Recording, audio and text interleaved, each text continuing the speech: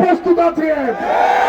সংগ্রামী তৌহিদি জনতা, আসুন আগামী দিনে যতক্ষণ পর্যন্ত ফিলিস্তিনের গণহত্যা বন্ধ না হবে এবং জামাত ইসলামী কেন্দ্র ঘোষিত আজকের এই কর্মসূচিতে আপনারা যেভাবে স্বতঃস্ফূর্তভাবে অংশগ্রহণ করেছেন, আগামী দিনে যে কোনো কর্মসূচি সফল করার ক্ষেত্রে সকলের স্বতঃস্ফূর্ত উপস্থিতি কামনা করেন।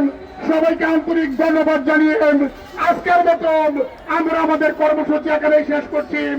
আল্লাহ হাফেজ। বাংলাদেশ জিন্দাবাদ, বাংলাদেশ জামাত ইসলামী জিন্দাবাদ, ফিলিস্তিন জিন্দাবাদ।